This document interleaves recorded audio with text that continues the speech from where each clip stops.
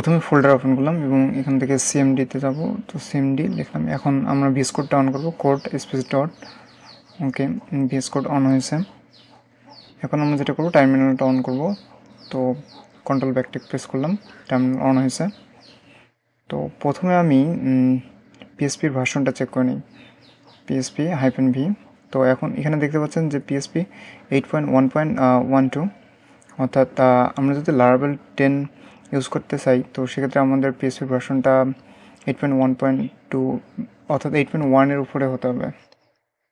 এখন আমি Laravel 9 install করতেছি। তো এখানে ফোল্ডারের নাম দিলাম টেস্ট অ্যাপ। ওকে, Laravel 9 ইনস্টলেশন হচ্ছে।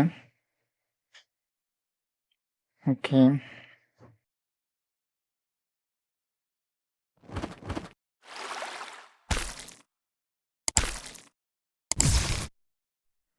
টেস্ট অ্যাপ ফোল্ডারে যাব, তাই কমন দিলাম cd test আন্ডারস্কোর অ্যাপ। এবার সার্ভার রান করব, তাই কমন দিলাম PHP artisan sub। Laravel 10 install করবো, এই জন্য composer create project prefer text Laravel project name দিলাম। ওকে, এখানে দেখতে পাচ্ছি যে Laravel 10 ইনস্টলেশন হচ্ছে।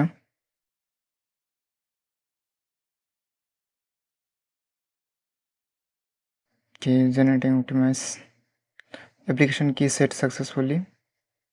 তো সিডি প্রজেক্টের নেম দিলাম PHP artisan sub। ওকে, এখন সার্ভারটা রান করলাম। এখানে দেখতে পাচ্ছেন Laravel 10 এবং এখানে দেখতে পাচ্ছেন Laravel 9। ওকে, Laravel 10.13.2। এখন আমরা টেস্ট অ্যাপে যদি যাই, এখান থেকে আমরা কম্পোজার ডট জেসন ফাইলে গেলাম। এখানে আমরা যদি লক্ষ্য করি তাহলে দেখতে পাবো যে Laravel ফ্রেমওয়ার্কের ভার্সনটা, এবং আমরা যদি প্রজেক্ট নেম এই ফোল্ডারে আসি এবং কম্পোজার ডট জেসন ফাইলে আসি, তাহলে এখানে দেখতে পাবো যে Laravel ফ্রেমওয়ার্কের ভার্সন এবং PHPর ভার্সন এবং আদার্স ভার্সনগুলো এখানে শো করতেছে, যেগুলো রিকোয়ার এবং রিকোয়ার ডেপের মধ্যে দেখা যাচ্ছে। তো আমি চাচ্ছি যে এখানে সেমটাই ওইখানেও ইউজ করব। তো আপনি চাইলে ভার্সনগুলো ম্যানুয়ালি সেট আপ করতে পারেন।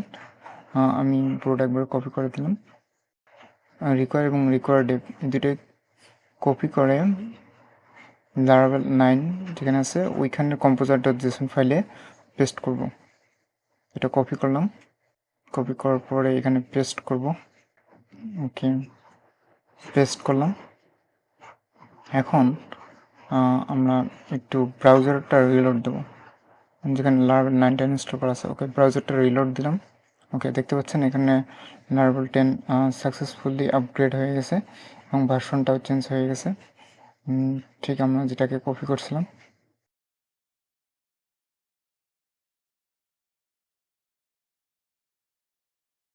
ওকে, so thanks for watching.